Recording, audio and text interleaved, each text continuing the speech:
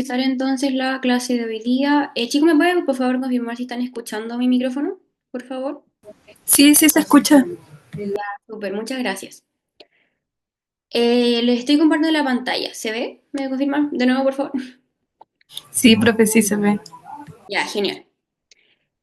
Vamos a empezar nomás ya. La clase de hoy no es tan larga. Vamos a ver solamente 8 diapositivas, así que no vamos a estar hasta muy tarde. Yo creo que una media hora quizás, ¿ya? Así que eso. Cualquier duda que vaya quedando, cualquier comentario, me avisan nomás y lo volvemos a repasar, ¿ya? A ver, ¿dónde pongo esto para que no me interrumpa? Aquí. Ya. Entonces, la clase de hoy es, vamos a hablar un poquito con respecto a introducción a la investigación y búsqueda de información. Esto se refiere más como a el tema de poder avanzar hacia encontrar fuentes más confiables de información, ¿no es cierto? A reconocer, por ejemplo, cuando nos pongan un texto de alguna determinada fuente en la prueba, analizar si esta fuente es confiable o no. Y esto igual les sirve como en general para la vida cotidiana, pero también para que puedan, en el fondo, aplicar para lo que es la prueba PAES, ¿ya? Eso, en esta clase no vamos a revisar preguntas tipo PAES, pero seguramente les van a enviar una guía de contenido como las que ya hemos visto antes, o sea, como de repaso, de ejercitación, también durante la próxima semana, ¿ya? Pero eso, ya hemos revisado 3 guías, dos que yo les he mandado en digital, digamos, y la que revisamos en la clase presencial. La idea es que constantemente les estemos mandando ese material para que ustedes vayan igual repasando como de forma autónoma, ¿ya? Así que igual durante la próxima semana seguramente igual les vamos a trabajar otra guía y se la vamos a hacer llegar, ¿ya? Vamos a empezar entonces. A ver, ¿estoy grabando la pantalla? Sí, ¿cierto? Sí. Ya. Entonces, primero les quiero comentar un poquito sobre qué es la investigación, ¿ya? Así como en términos generales, la investigación entonces es un proceso sistemático, ordenado y metódico que se utiliza para generar nuevo conocimiento, ¿ya? Para resolver problemas o para responder preguntas, ¿sí? La idea de la investigación es que nosotros podamos, en el fondo, crear conocimiento en el sentido de poder exponer algo que no se conoce antes, que no se conoce desde antes, ¿ya? Por eso, por ejemplo, ¿se acuerdan cuando en la clase de pregunta de investigación? Claro, esa clase ya la vimos. Cuando vimos esa clase, hablamos sobre cuando uno, por ejemplo, no, pues eso lo vimos en la parte de ciencias, pero si es que alguno aquí no lo estuvo en esa clase, si no lo vuelvo a repetir. ¿No es cierto? Cuando nosotros estamos como mirando la realidad, ¿no es cierto? El mundo, hay muchas cosas, muchos fenómenos de la naturaleza o de lo que sea, que nosotros no somos capaces de explicar o que no se sabe por qué pasan, ¿ya? Y es a partir de esas cosas que uno no sabe por qué pasan, es que surgen preguntas, ¿no es cierto? Entonces la investigación es una herramienta para en el fondo poder responder esas preguntas y poder darle una explicación a aquellas cosas que no se conocen o que no se saben, ¿ya? Eso por una primera parte. Entonces la investigación apunta más como a buscar respuestas en términos de información que aún no se conoce, ¿ya? Explicar cosas que aún no se conocen, ¿ya? Y eso lo vamos a hacer mediante la recolección y el análisis y la interpretación de datos y de información, ¿ya? Entonces, nosotros, por ejemplo, vamos a hacer experimentos, vamos a hacer encuestas, qué sé yo, y vamos a recolectar, ¿no es cierto?, información, ¿no es cierto?, datos, la vamos a analizar y a partir de ese análisis también se puede hacer una interpretación. Ya en el fondo interpretamos lo que esos datos nos quieren decir y que en el fondo cómo esos datos nos permiten dar una respuesta a aquella problemática o a aquella pregunta que nosotros queremos responder, ¿no es cierto?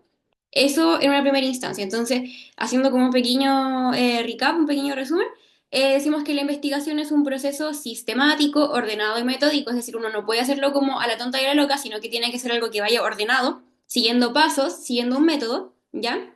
Que nosotros vamos a emplear para generar nuevo conocimiento, es decir, para responder cosas que no se saben en general, ¿no es cierto? Para llenar un vacío en el conocimiento, ¿no es cierto? Y para eso vamos a recolectar, analizar e interpretar datos e información, ¿ya? Eso primeramente, esa es como una definición de investigación.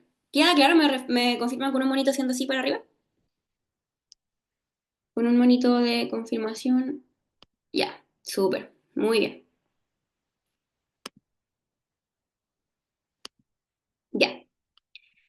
Entonces, con respecto a la búsqueda de información, la búsqueda de información entonces es un proceso en el cual nosotros localizamos, seleccionamos y obtenemos datos relevantes sobre un tema específico. Por ejemplo, si nosotros estamos haciendo una recolección de información sobre, no sé, las manzanas o sobre, no sé, el agua, ¿sí? En el fondo la información que buscamos va a ser sobre un tema específico, ¿cierto? Y generalmente vamos a usar fuentes como libros, no sé, artículos en internet también o en base de datos, ¿ya? Últimamente, bueno, ahora nuestra generación en general se basa como la búsqueda de información en internet, ¿ya? Antiguamente, por ejemplo, cuando, no sé, nuestros papás estudiaban o los abuelos estudiaban, la búsqueda de información se hacía casi puramente en libros, ya en cosas físicas, como en libros, ¿no es cierto?, enciclopedia, qué sé yo.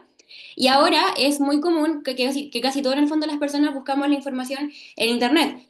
Ahora que está como de moda todo eso del chat GTP y la inteligencia artificial, en general todos buscamos nuestra información en ese tipo de fuentes, ¿ya?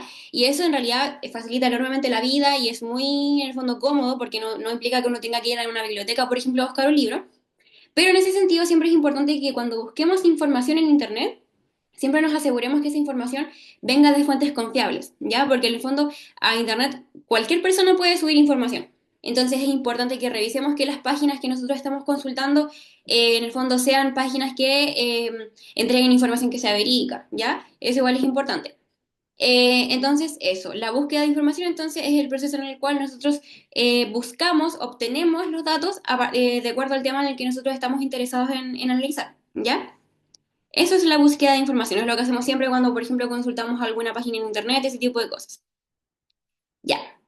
Y ahora, ¿por qué no es lo mismo investigar que buscar información? ¿Cuáles son las diferencias claves? En general se dice que la investigación es un proceso que es mucho más amplio y profundo, ¿ya? Mucho más amplio y profundo. ¿Sí?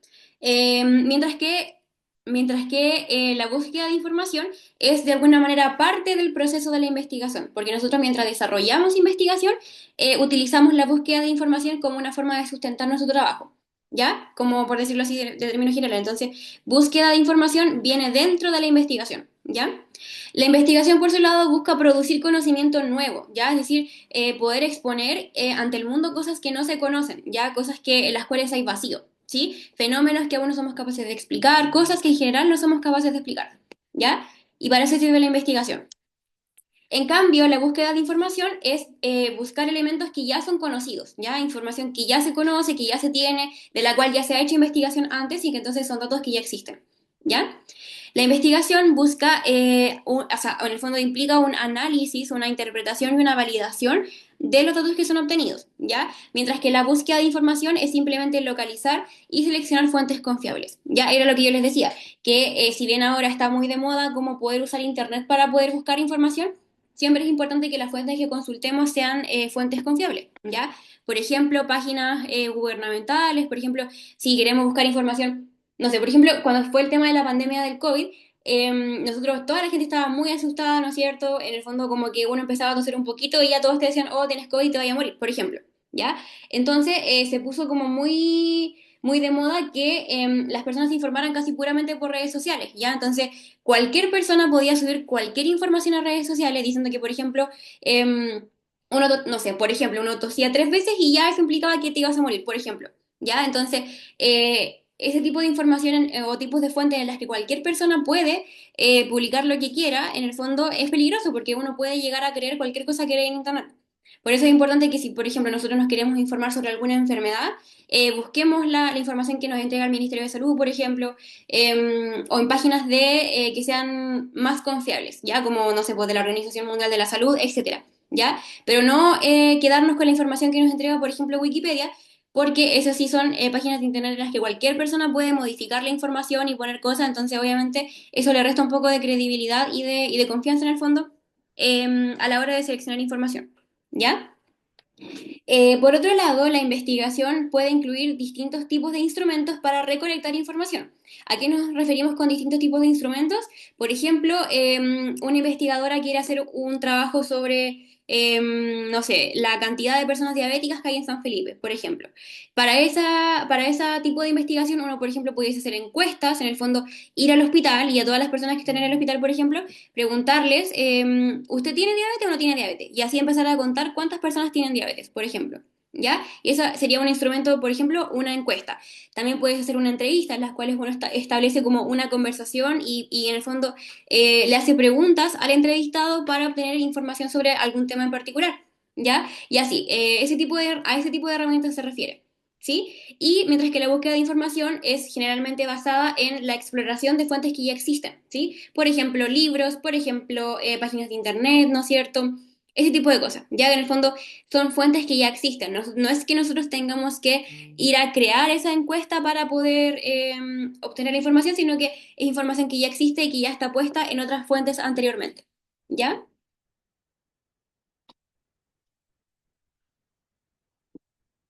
Eso. ¿Se entiende, chicos? ¿Cuál vendría siendo la diferencia de buscar información y hacer investigación? A ver, aquí hay un chat.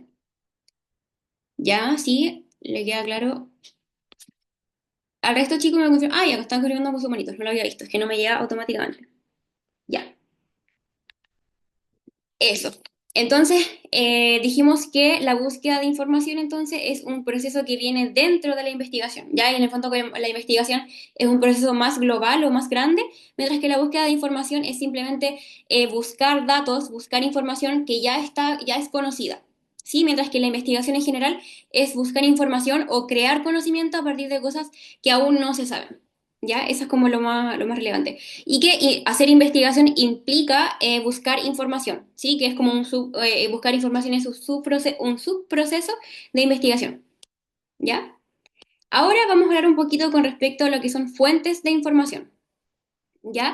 Aquí yo les puse una tablita que es para que ustedes puedan tener como, si después lo van a repasar, tengan como un pequeño resumen, pero esta tablita en el fondo nos ayuda un poco a entender cuáles son los tres tipos de información más grandes o más como categorías más grandes de información. ¿Ya? La fuente académica son publicaciones que son elaboradas por expertos, ¿ya? Por investigadores que fueron revisadas por otras personas, ¿no es cierto? Y que son dirigidas a un público especializado. ¿Qué quiere decir esto? Ya, por ejemplo, un investigador realiza un trabajo sobre cáncer, por ejemplo, ¿ya? Ese trabajo, ¿no es cierto? Ese escrito, en el fondo, el documento que se genera a partir de esa investigación, ¿a qué se refiere que es revisada por pares? Que la revisan otros investigadores u otros expertos en el tema, ¿ya? No es como que esta persona llegue y publique, por ejemplo, su trabajo en una revista y ya, sino que ese proceso de investigación, ese documento que se genera a partir de ese proceso de investigación, es revisada por otra persona, ¿ya? Es revisada para asegurarse que sea de buena calidad, que la información sea confiable, que el estudio esté bien hecho en términos como de metodología, ¿no es cierto? Ese tipo de cosas, ¿ya? Que esté bien escrito, entre otras, ¿sí? En el fondo es un documento que es revisado por otra persona, ¿ya?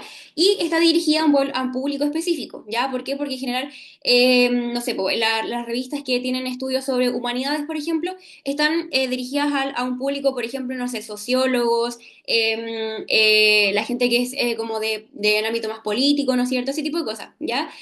Ahora sí, hay un estudio, por ejemplo, sobre, no sé, cáncer de próstata, por ejemplo. Entonces, este estudio va a estar dirigido más bien a profesionales del área de la salud, ¿no es cierto? Biomédico, etcétera, ¿ya? Entonces, eso se refiere. Que estas fuentes académicas están dirigidas a públicos específicos o especializados de acuerdo a las áreas, como en el fondo del conocimiento, ¿ya? Las humanidades, la medicina, la ciencia en general, eso, ¿ya? ¿Qué características tienen las fuentes académicas? Que son fuentes que son formales, ¿ya? Fuentes formales, que son rigurosas, idealmente. Hay obviamente revistas o trabajos que tienen una metodología un poquito más mala quizás y eso le hace perder un poco de rigurosidad, pero en general son fuentes perdón, son investigaciones que siguen un método, ¿no es cierto? Ese tipo de cosas, ¿ya? Estas fuentes académicas tienen citas y tienen bibliografía, es decir, ¿alguien sabe qué son las citas?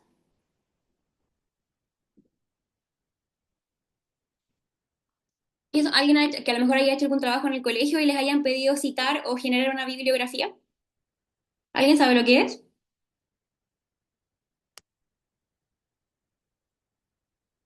¿No? Es como tener un respaldo, ¿no? De alguna otra investigación. Muy bien, Johnny. Esa es exactamente la respuesta. Cuando, por ejemplo, uno hace una investigación o hace un trabajo, por ejemplo, para el colegio, uno tiene que, en el fondo, respaldar o indicar en ese trabajo de dónde uno consultó la información, de dónde uno sacó la información. ¿ya? Entonces, para eso uno construye una bibliografía que básicamente es un listado. Existen muchos métodos o muchos mecanismos para poder hacer una bibliografía, pero en general es un listado, ¿no es cierto?, en el que uno pone la información o los textos en el fondo las referencias de desde donde uno sacó la información, ¿ya? Por ejemplo, ya, yo voy a hacer un trabajo sobre las manzanas, por ejemplo. Y yo para hacer un trabajo sobre las manzanas debo consultar otras investigaciones u otros trabajos que hablen sobre las manzanas. Entonces yo en mi trabajo sobre las manzanas voy a poner una bibliografía en la cual voy a enumerar, voy a enlistar, voy a hacer una lista con los otros trabajos que yo consulté para obtener información sobre las manzanas. ¿Ya? Eso básicamente. Hay muchas formas para citar, como ya les decía, pero en general siempre les van a pedir el nombre de los autores, ¿no es cierto? O las autoras de ese trabajo, quién lo escribió, el año en el que se escribió, dónde fue publicado, si es que es una revista, el volumen de esa revista, el número de páginas que yo usé, etcétera. Ya entonces en general nos piden como la información sobre de dónde saqué esa información, quién la escribió y dónde está publicada y dónde puedo encontrarla. ¿Ya? Eso. ¿Por qué eso es importante? Porque, por ejemplo, si ustedes hacen un trabajo en el cual no ponen ninguna bibliografía, entonces uno podría asumir que ustedes inventaron esa información, por ejemplo, que se la sacaron de cualquier lado, ya que en el fondo no consultaron no consultaron ninguna referencia y simplemente inventaron la información. Uno podría asumir eso, ¿ya? En cambio, si uno pone una bibliografía que esté bien hechita, ¿no es cierto? Que tenga fuentes variables, de confianza en el fondo, de una buena fuente, una fuente confiable, entonces ese trabajo automáticamente adquiere un poquito más de rigurosidad, adquiere como un poquito más de confianza, ¿ya? Ejemplos de fuentes académicas, por ejemplo, artículos científicos, ya las tesis, porque las tesis que uno escribe en la universidad, por ejemplo, o tesis de doctorado, etcétera, tesis en general, libros académicos, papers de congresos, etcétera, ¿ya? Eso. ¿Y dónde las encuentro? En bases de datos generalmente, como por ejemplo Cielo. Cielo, si ustedes ponen, por ejemplo, en internet, Cielo es una especie como un motor de búsqueda, es como un sub-Google, por decirlo así, como un Google más chiquito, por decirlo así, en el que ustedes pueden buscar los temas de su interés y les van a aparecer investigaciones que se han hecho sobre eso, ¿ya? Entonces ustedes abren Cielo en internet, por ejemplo, ustedes están interesados en saber un poco más sobre el COVID, por ejemplo, ¿ya? Aunque Cielo en general como una base de datos que es un poquito más para humanidades, igual se encuentra de todo, ¿ya? Pero en general es más humanidades. O está más específico para eso. Sí, pero por ejemplo, ya ustedes están interesados en el COVID, no sé, entonces abren Cielo en internet, ¿no es cierto? Y en Cielo ponen COVID, por ejemplo, ¿ya? Y ahí les va a aparecer varios trabajos que se han publicado en Cielo sobre el COVID, ¿ya? Y ahí automáticamente les hace un filtro de que son trabajos un poquito más confiables que llegar y buscar en internet, ¿ya? Eso. Y también, como para ya más nivel de educación media, en los cursos en los que están ustedes, sirve mucho también el Google Scholar, ¿ya? O el Google académico, el Google Escolar, eso. Les sirve mucho también para encontrar información un poquito más confiable, ¿sí? El Google Escolar ustedes lo hablan igual que el cielo, ponen en internet, en el buscador de Google, ponen Google Scholar y les va a abrir automáticamente como la pestaña, y ahí ustedes buscan también información y automáticamente les va a salir información más confiable, ¿ya? Eso igual se los recomiendo harto si de repente les encargan hacer algún trabajo en el colegio.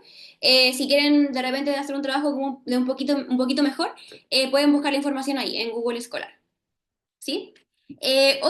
Otro tipo de fuentes son las fuentes populares, ¿ya? Las fuentes populares son dirigidas a público general, ¿ya? Es decir, a público que no necesariamente está especializado en algún área en específico, ¿ya? Sino que a público como nosotros, ¿ya? Como en el fondo, sin ninguna especialización en particular en algún tema, ¿ya? Es información que en general se encuentra escrita con un lenguaje más simple y con un contenido más accesible. Eso quiere decir que está escrita para que la pueda entender cualquier persona, ¿ya? No necesariamente una persona que esté especializada en un tema en particular, ¿ya? Sino que es un lenguaje simple y accesible para que cualquier persona pueda entenderlo sin necesitar como una formación particular sobre ese tema, ¿ya? ¿Qué características tiene? Que no requiere revisión, ¿ya? Por ejemplo, aquí ya hablamos de, por ejemplo, Wikipedia, no sé, por ejemplo, Wikipedia, que es que la información que se publica en Wikipedia no requiere que nadie la revise, ¿ya? Uno puede llegar y editar, por ejemplo, la información que está puesta en Wikipedia y nadie en general la revisa, ¿ya? Entonces es información que no requiere revisión académica y que puede ser más superficial, ¿ya? Que, como les digo, es para que la pueda entender la población en general, ¿ya? Ejemplos, revistas, por ejemplo, no sé, por las revistas que venden en los kioscos, ese tipo de revistas, periódicos, o sea, los diarios, que antes se leían mucho más, ¿no es cierto? Pero ahora los diarios, la mayoría ya están digital. Los blogs, los videos de YouTube, las redes sociales. Y ese son tipos de fuentes populares, ¿ya? ¿Y dónde uno las encuentra? En los medios de comunicación, los buscadores web como Wikipedia, Google, etcétera, y las redes sociales, ¿ya? En este sentido, con las fuentes populares sí que hay que tener muchísimo más cuidado en términos de no confiar de una en la fuente que uno lee, ¿ya? Sino que es importante en este caso tener cuidado y seleccionar la información con pinza, por decirlo así, porque en este tipo de fuentes es mucho más fácil que las personas publiquen información falsa, ¿ya? Y eso obviamente hay que tener cuidado porque si no después no, uno en el fondo termina poniendo en su trabajo del colegio o termina creyendo cosas que a lo mejor no son ciertas, ¿ya? Eso es importante. Ir siempre, cuando uno consulta en fuentes populares, es siempre importante asegurarse de que esa información esté publicada por fuentes confiables, ¿ya? Una fuente popular, por ejemplo, pudiese ser, no sé, por los Instagram o las páginas de internet que tienen los canales de televisión, por ejemplo, la página de internet del TVN o la página de internet del Mega o, no sé, pues, por ejemplo, la página de la OMS, porque si, aunque en la página de la OMS aparece información que sí es confiable, ¿no es cierto? Que es como más científica, sigue siendo una fuente popular, ¿ya? No es una fuente académica necesariamente, ¿ya? Entonces, eso. Eso con respecto a las fuentes populares. Entonces dijimos que las fuentes académicas son artículos científicos, ¿ya? ¿No es cierto? Escrito por investigadores y escrito por expertos en algún tema. Las fuentes populares son escritos por cualquier persona, por decirlo así, por cualquier persona, que están dirigidas a un público en general, ¿no es cierto? Y que tiene contenido mucho más accesible, como las redes sociales, los medios de comunicación, el YouTube, etcétera. ¿Ya? Y por otro lado tenemos las fuentes grises, que son aquellos documentos que no se publican a través de canales comerciales o editoriales tradicionales. ¿Ya? ¿Qué quiere decir eso? Como, por ejemplo, las tesis no publicadas, por ejemplo, no sé, una persona que escribe una tesis para su grado de doctoral, ¿no es cierto?, en la universidad, pero no la publica, ¿ya? Esas son tesis que se quedan como guardadas en la universidad, por decirlo así, ¿ya? Documentos de gobiernos, por ejemplo, documentos de ONG, informes técnicos, etcétera. Ya ese tipo de cosas como que están escritas por alguna organización, pero que no se publican, ¿ya? Que en el fondo que no se publican para todo el público en general, ¿sí? ¿Dónde se encuentran ese tipo de información? En los sitios oficiales de las instituciones, ¿ya? En archivos digitales o en repositorios. Por ejemplo, una fuente gris sería, no sé, por algún documento de transparencia de alguna institución pública, por ejemplo, ¿ya? Entonces, eso si bien uno no lo va a encontrar publicado en Internet, sí lo puede encontrar si uno, por ejemplo, va a la página de transparencia del gobierno y se pone a buscarlo, por ejemplo, ¿ya? Las tesis que son guardadas pueden utilizarlas otros estudiantes después. Sí, en general sí. Esos son los repositorios. La mayoría de las universidades tienen repositorios, que son como páginas de internet o incluso en físico, que en el fondo como que guardan toda la información que ha sido escrita por los estudiantes, las tesis, los trabajos, etcétera. Ya, entonces, o incluso documentos que hayan sido escritos por docentes. Sí, entonces uno después consulta en esos repositorios y ahí uno puede encontrar las tesis que son guardadas pero que no han sido publicadas, ¿ya? La busca uno por el título o por el nombre del autor. Entonces, sí, las tesis en general que son guardadas, los otros estudiantes pueden usarlas después, porque se las guardan en esos repositorios. ¿Sí?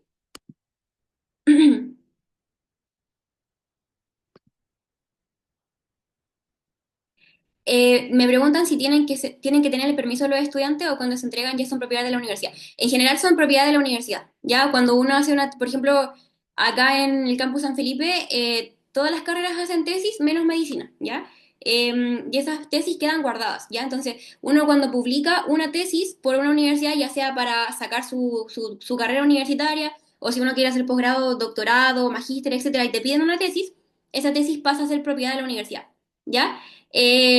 ¿Cómo se llama? Ya uno, o sea, claramente uno tiene derechos de autor porque uno escribió la tesis, pero uno le cede los derechos a la universidad. Pasa a ser propiedad de la universidad porque además uno tiene como un profesor guía, entonces ya eso pasa a ser propiedad de la universidad. Queda como guardada ahí en la universidad. Y sí, medicina no hace tesis, me preguntan por chat, y claro, medicina no hace tesis acá en la Universidad de Valparaíso. No hacemos tesis. ¿Qué? No, no hacemos tesis. Porque sería imposible, porque como tenemos el internado 2 años y todo eso, sería imposible hacer tesis. Algunas otras carreras del campus sí tienen que hacer tesis, pero medicina no. Ya, sigamos. Entonces, aquí yo les puse, me parece que esta es la última diapositiva, ¿o no? Ah, sí, ya. Vamos a ir terminando con esto que es principios básicos para buscar información en Internet. ¿Por qué buscar información en Internet? Como yo les decía, muchas veces uno puede encontrarse con información falsa, con personas que publican cosas en el fondo sin tener un sustento, ¿no es cierto? Y con información falsa en general, ¿ya? Entonces, para evitar, ¿no es cierto?, caer en esa información falsa, es importante seguir estos pequeños principios, ¿ya? Que básicamente, primero, definir lo que yo estoy buscando, es decir, tener una pregunta específica. Por ejemplo, si yo quiero saber más sobre las manzanas, sería muy difícil que yo ponga en el Google y llegue y ponga solamente frutas, ¿ya? Porque me va a aparecer información sobre todas las frutas que existen. Entonces yo para poder obtener información en concreto sobre las manzanas, yo voy a buscar en específico lo que yo quiero saber y le pongo en internet manzana. Ya, ahora, si yo pongo en internet y busco manzana, seguramente me va a aparecer todo sobre las manzanas. No sé, las variedades que hay de manzana, dónde se cultivan, qué tipo de tierra necesitan, etcétera, ¿ya? Pero si yo, por ejemplo, quiero saber específicamente sobre las variedades de la manzana, yo voy a especificar aún más mi pregunta y voy a poner en el buscador de Google especies o tipos de manzana.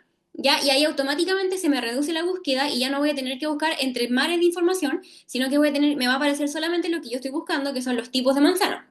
No me va a aparecer sobre la tierra en la que tengo que cultivar las manzanas, ni recetas que puedo hacer con manzana, ni nada, sino que me va a aparecer cuáles son los tipos de manzana que yo necesito saber, ¿ya? A eso se refiere con que yo tengo que tener una pregunta específica, ¿sí? Evitar de ser demasiado general, ¿cierto? Entonces, al evitar ser demasiado general, uno hace preguntas específicas y con esa pregunta específica me va a delimitar mucho mejor la información, ¿ya? Relacionado con lo mismo, al buscar yo utilizo palabras claves, ¿ya? Combinar términos relevantes y usar comillas para buscar información exacta.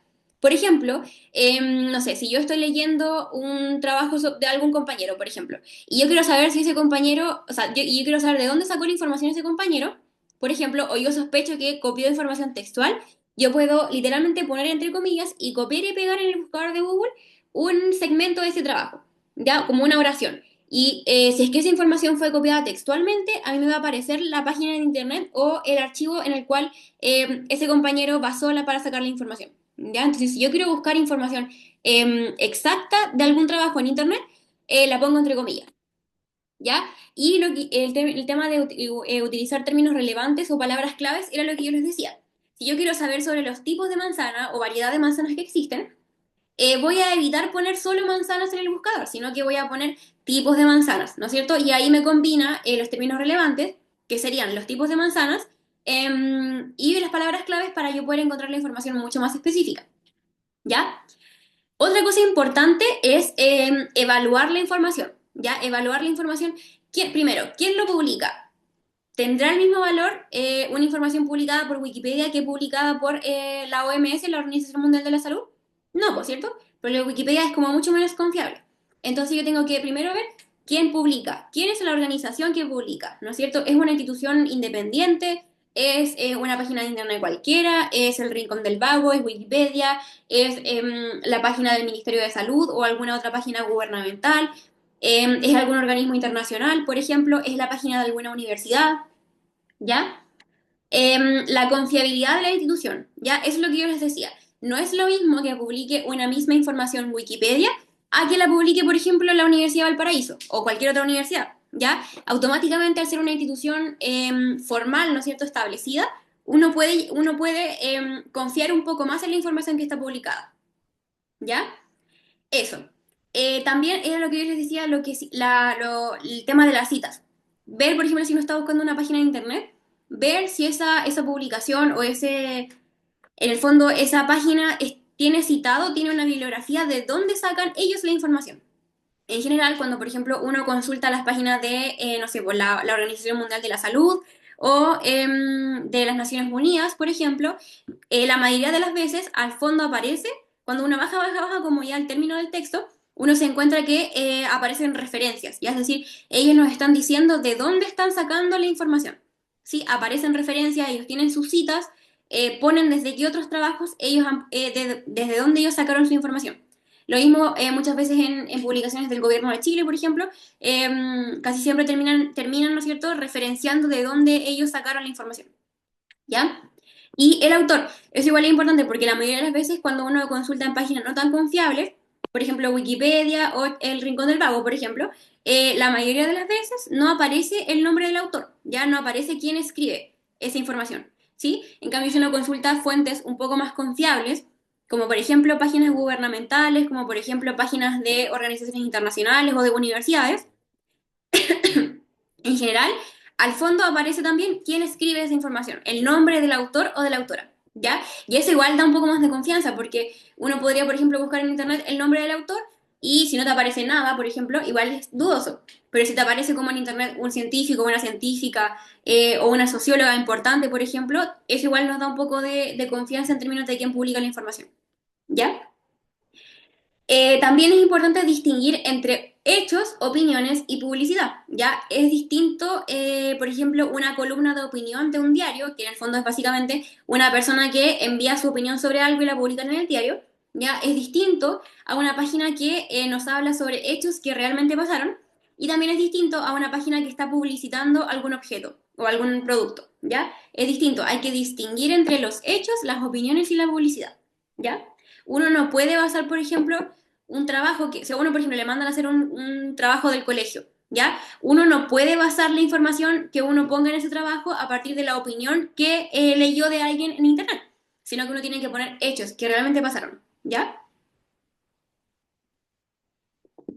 En ese sentido, igual, hay que comparar distintas fuentes, por ejemplo, si ustedes tienen que hacer un trabajo sobre algún tema en el colegio, no tienen que buscar y poner únicamente la primera fuente que encuentren, ¿ya? Sino que es importante que ustedes consulten al menos tres o cuatro fuentes, las comparen, ¿no es cierto?, las complementen y a partir de eso saquen su información, sino que no tienen que quedarse solamente con la primera fuente consultada, sino que tienen que consultar una, dos, tres, hasta cuatro fuentes distintas para comparar y complementar. ¿Ya? No quedarse únicamente con la primera fuente de información, ¿ya? Y en ese sentido igual es importante tener cuidado con la información que esté manipulada, que sea falsa o que esté parcial, ¿ya? Por ejemplo, a los medios de comunicación chilenos, por ejemplo, no sé, las noticias del TVN, las noticias del Mega, etcétera, les encanta poner información parcial, ¿ya? Es como no poner toda la información y solamente poner una parte, porque eso muchas veces resulta en que la gente diga como, hoy, no sé, por ejemplo, este gobierno hace todo mal, por ejemplo. Pero resulta que esa información que están publicando en el Mega, por ejemplo, es solamente una parte de la información real que pasó. ¿Ya? Entonces, si uno se queda solamente con esa pequeña parte de la información, entonces uno puede cometer el error de, en el fondo, tener una opinión incompleta, ¿sí? Porque en el fondo nos falta una parte de la información, ¿sí? Y en ese sentido, tener información tener cuidado con la información que está manipulada o que sea falsa. Por ejemplo, si ustedes consultan, no sé, tres páginas de internet, tres fuentes, y en una página les sale algo que a ustedes les parece un poco raro, y en las otras dos fuentes les aparece algo completamente distinto, les sugiero que en el fondo tengan cuidado con esa fuente y que diga algo distinto, ¿ya? Porque puede ser que estén manipulando un poco la información, ¿ya? Y la última parte en ese sentido es importante usar fuentes confiables, ¿ya? Priorizar sitios académicos, como por ejemplo lo que yo les decía cuando tengan que hacer algún trabajo en el colegio, usar el Google Scholar en vez de usar el Google normal, ¿ya? Porque automáticamente les va a abrir sitios académicos, ¿no es cierto?, que sean como más confiables, que les estén dando información más confiable, ¿sí? También priorizar la utilización de sitios institucionales, por ejemplo, del gobierno, de instituciones internacionales, de la OMS, de las Naciones Unidas, ¿ya? Como en el fondo sitios institucionales, no necesariamente solo nacionales, sino que también pudiesen ser internacionales, ¿ya? Y en ese sentido, por ejemplo, acá les puse algunos puntos como por ejemplo el .edu, .gov, .org, ¿ya? Por ejemplo, cuando uno abre una página de internet, la mayoría de las veces uno pone .com, ¿no es cierto? Pero por ejemplo, cuando uno abre fuentes del gobierno, les va a aparecer .gov, ¿ya? Si uno, por ejemplo, abre una página de internet de la OMS, por ejemplo, o de, no sé, de alguna institución de derechos humanos mundial, por ejemplo, en general aparece tanto.org, ¿ya? Y esa terminación es sinónimo de que es publicada por una institución gubernamental o alguna organización como de ese tipo más internacional. Paz, levantaste la mano. Sí, profe, es que tengo una duda porque generalmente había escuchado, o me acuerdo que mi profesora de lenguaje había dicho que a veces los artículos de Google Scholar no son como completamente bien revisados, entonces tenía la duda si se puede decir que son a veces algunos fiables. Sí, lo que pasa es que obviamente, como siempre, depende porque evidentemente pueden haber documentos que no estén tan buenos, ¿ya? Pero en general es mejor buscar en Google Scholar que en Google normal, ¿ya? En términos generales, ¿sí? Obviamente uno tiene que tener cuidado y siempre ir como trabajo por trabajo, publicación por publicación y ver si de verdad está bien puesto, o sea, si está bien hecho o no. Pero en general te va a aparecer información más confiable en Google Scholar que en el Google normal, ¿ya? Porque el Google Scholar hace el filtro de trabajo científico o trabajo como más formal, ¿sí? Entonces, claro, evidentemente pueden haber algunos trabajos que, ¿cómo se llama?, que no sean del todo confiables, pero sigue siendo más confiable el Google Scholar que el Google normal, ¿ya? Igual depende del nivel, porque por ejemplo si uno está en la universidad, ya no es tan conveniente usar Google Scholar porque sería ideal buscar motores de búsqueda más como profesionales, por decirlo así, ¿ya? Pero para el colegio, el Google Scholar, a mi parecer, está bien, ¿sí? Igual siempre hay que tener cuidado con cada documento en particular, ¿sí? Sí, gracias, profe. Súper, muy bien. Entonces, en general, eso. Siempre ir teniendo como la precaución de ir realizando trabajo por trabajo, ¿ya? Para asegurarse de que esté bien publicado, porque, claro, a lo mejor uno está buscando en un motor de búsqueda bacán y muy certificado, pero de repente sí que se puede colar uno que otro trabajo que no sea del todo bueno o del todo confiable, ¿ya? Por eso siempre es importante consultar más de uno, ¿no es cierto? Más de una publicación, más de un trabajo, más de una página y compararla, ¿ya? Para comparar la información y para complementar de ser necesario, ¿ya? Luego, lo último que les quería comentar es que igual es importante evitar sitios sin autor claro, porque lo que yo les decía, en Google, en Wikipedia, por ejemplo, no siempre les aparece quién publica la información, ¿ya? Entonces, evitar esas páginas de internet en las cuales no aparece publicado quién escribe esa información o quién es el autor, ¿ya? Y evidentemente si hay páginas de internet con errores, por ejemplo, que ustedes digan esto evidentemente es falso, o que ustedes vean faltas ortográficas, ¿no es cierto?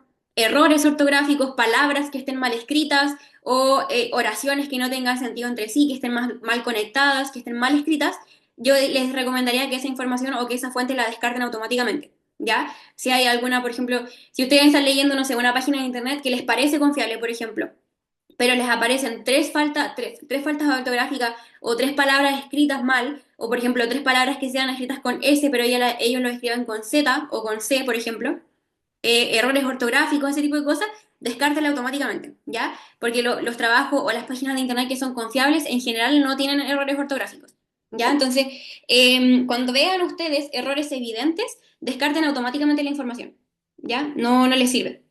Más que nada por precaución. Claro, se sospecha, como dice Maximiliano por el chat, uno sospecha de esas páginas, porque uno dice así como, ¿qué tan confiable podrá ser si está mal escrito? ¿Ya? Entonces, eso es importante, como sospechar y tomar la información con pinza siempre. ¿Ya? ¿Les queda alguna duda, chiquillos? ¿Alguna duda? ¿O les queda todo claro? Si les queda todo claro, por favor, confírmenme con un monito haciendo así. O algo así, por el estilo.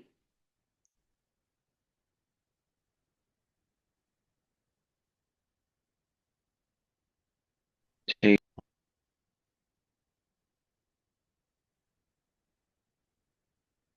Ya, súper. Genial. Ya, chiquillo, entonces con eso estaríamos terminando la clase. Como les dije, va a ser cortito. Así que si es que no queda ninguna duda, con eso terminamos. ¿Ya? Eso es. Espero que les haya servido la clase, que les haya gustado, que no haya sido tan fome. Así que eso, chicos, que estén súper bien y nos vemos para la próxima. Que estén muy bien. Chao, profe. Chao, que estén bien. Chao, profe, gracias. Chao, que estén bien. Que tengan un buen fin de semana.